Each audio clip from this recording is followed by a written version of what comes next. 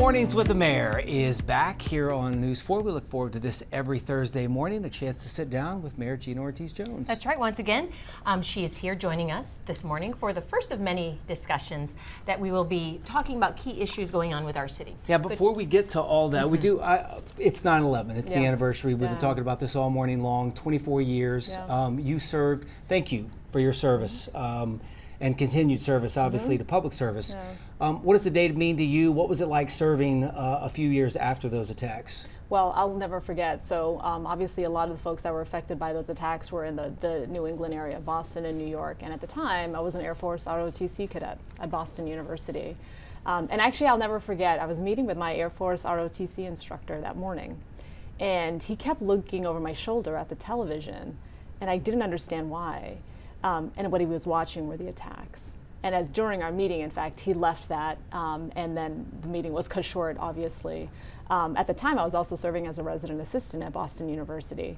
And so many of the folks, the young ladies that lived on my floor were from New York. And so new folks that were directly impacted weren't in the towers, unfortunately. I also just remember the feeling of, for many of my ROTC cadets, fellow cadets, we knew our career, our time in public service and national security was going to be very, very different. And it was in fact that. I mean, I was studying East Asian studies and studying Japanese at the time.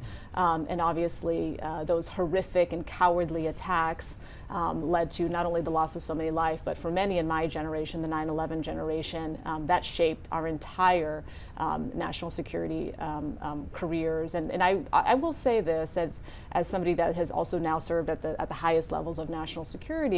I think it's important that that time, 9/11, that was the only time the NATO, the North American Treaty Organization, ever invoked Article 5. And I think that's really important in our community, military, city, USA, because again, that's that really strong alliance, which is an attack on one, is an attack on all.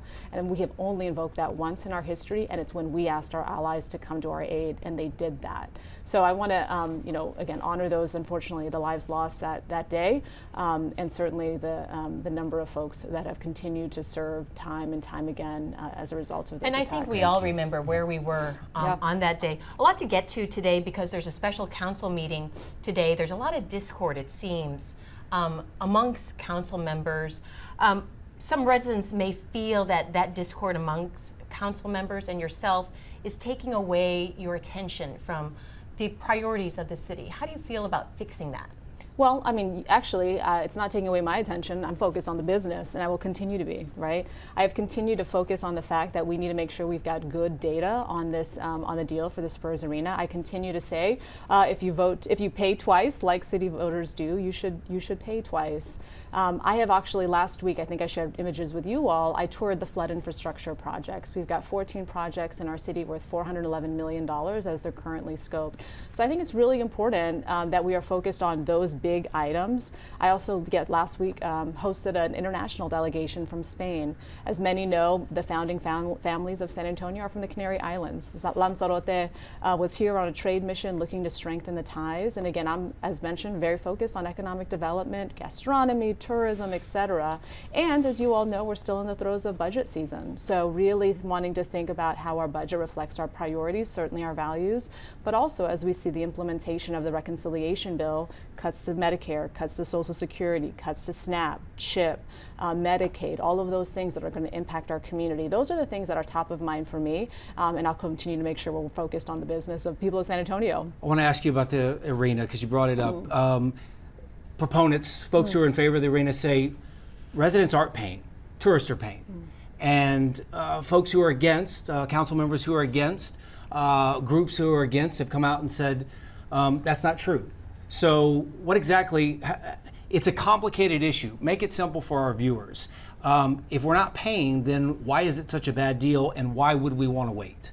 Yeah, well, I think as with any major investment in your own life, right, you would want to make sure you've got the good information, independent economic information to do that. We currently don't have that. We only have information from the Spurs.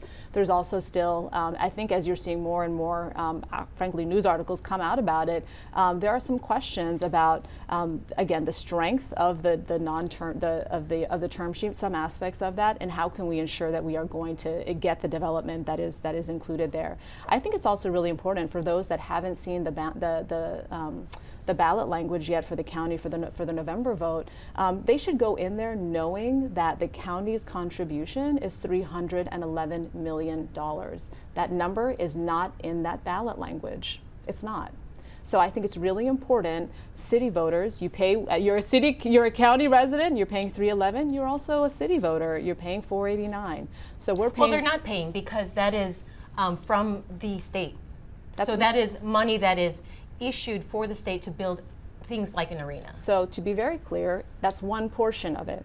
It doesn't have to only go to that. So you're talking about the project finance zone, which is right. That's right, which is $2 billion over 30 years. That money could also be used for the convention center, as well as for the Alamo Dome. So it's not all state money. In fact, the way that it's being financed, it's arena lease money, right? So Spurs give us money. Well, we just want to not confuse viewers. No, but that money can't be traded towards, going towards housing or other infrastructure. It has to go specifically towards things like the arena.